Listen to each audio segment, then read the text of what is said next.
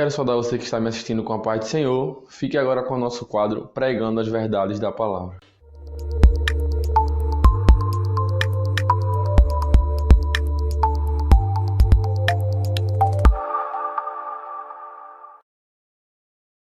Cumprimento a todos com a paz do Senhor Jesus. Mais uma vez, nós estamos aí com o terceiro vídeo hoje, né? O tema que nós estaremos dando sequência é as características de um rebelde, as características de um divisor. Sou o pastor Josué de Melo Oliveira, pastor da Assembleia de Deus, Ministério de Madureira. Sou pastor do estado aqui de Pernambuco, pelo campo de Carapicuíba. Pastor presidente, o meu pastor presidente é o pastor Jasson Secundo Barreto, que é o pastor presidente do campo. Deus abençoe, um abraço, meu pastor.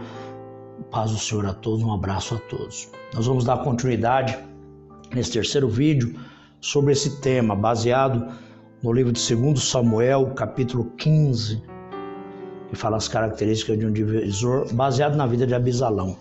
A sexta característica de um divisor está registrada no versículo 5, que diz assim: sucedia também que, quando alguém se chegava a ele para se inclinar diante dele, ele estendia a sua mão e pegava dele e o beijava. Falsa humildade, né? Falsa simplicidade. Quando alguém chegava até Abisalão, ele era o filho do rei, se prostrava, ele pegava na mão, levantava a pessoa, beijava e dizia: não faça isso, né? Meu cuidado com você é muito grande. Agora, irmãos, tome muito cuidado. Isso é falsa simplicidade, falsa modéstia, falsa humildade. O alvo dele não é que você esteja sempre em pé. Ao contrário, quando ele se tornar rei pela rebelião, ele vai te humilhar, vai se esquecer de você, vai abandonar você. Ali é apenas uma ação para te enganar, para te atrair. Essas características são de pessoas que não têm compromisso com Deus, que primeiro quer te conquistar, depois te dá as costas, né? Te dá o calcanhar como presente. Ele vai embora e te abandona, que são essas características de Abisalão, né? Quando alguém vinha, ele prometia os céus e a terra e agora se fazia de simples, né? Beijava ele com uma saudação de amigos, né? De companheiro, ele levantava a pessoa. Tome muito cuidado, que foi com um beijo que Judas Iscariotes traiu Jesus. E o interessante é que o termo beijo no grego, utilizado lá no beijo de Judas, é um termo que fala do beijo mais demorado, que tem o significado de um beijo com mais afinidade, com mais amor, com mais carinho, mas na verdade ele estava identificando o líder para que os seus algozes pudessem prendê-lo. Tome muito cuidado, que foi com um beijo que Orfa deu o calcanhar como resposta para Noemi, ou seja, ela deu um beijo e a abandonou. Tome muito cuidado, viu, meus irmãos, com aqueles que te abraçam, batem nas suas costas. Muitos são sinceros, são verdadeiros. O semblante não engana, as características não enganam, o andar dele não engana. Ele é teu amigo, teu companheiro, mas muitos dão um beijo e depois te traem ou abandonam você. Isso são as características de um rebelde. Quando você vê alguém que não liga muito para você, que não te dá muita atenção, de repente começa a te dar atenção, tome muito cuidado. São características de um rebelde.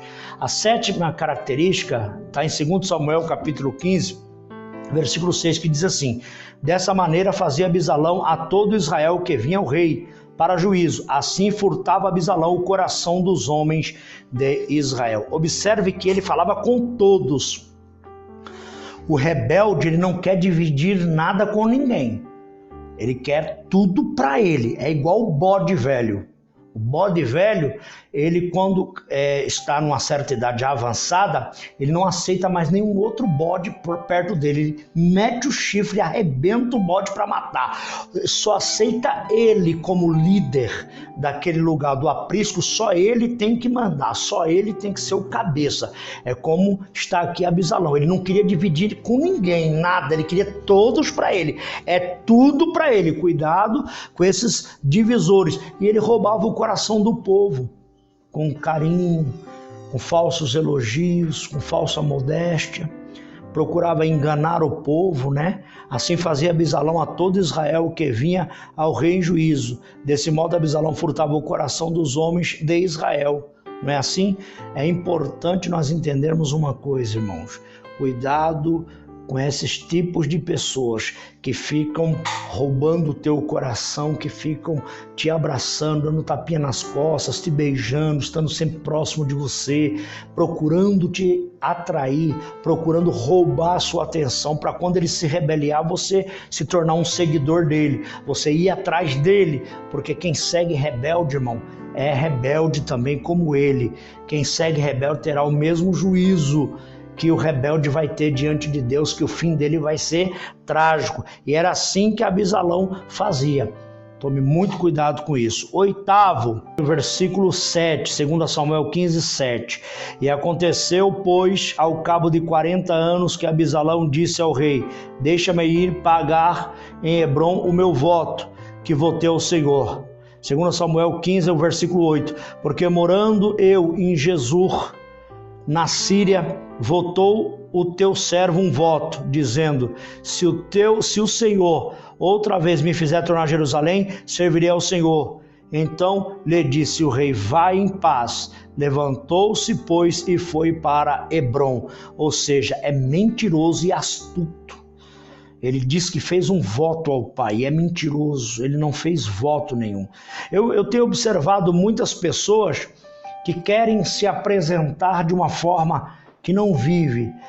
Muitos pregadores ou muitas pessoas dizem: eu oro, eu oro, eu oro. Irmãos, como se conhece alguém que ora? Não é pelo que ele fala, mas é pelo que ele faz, é porque sempre encontramos ele de joelho. Como é que encontramos alguém que estuda a palavra? Não é pelo que ele fala, eu conheço, eu estudo, eu li, eu fiz isso, é por aquele que sempre encontramos lendo a Bíblia.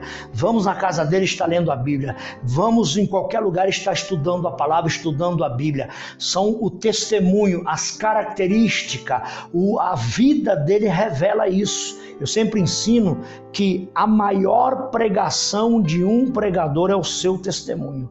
O maior ensino de um ensinador é o seu testemunho. Então tome muito cuidado com essas pessoas que ficam falando que oram, eu preguei em tal lugar, tantas almas se salvou. Irmãos, a palavra é de Deus, a graça é de Deus. Quem convence a pessoa do pecado é Deus, é o Espírito Santo.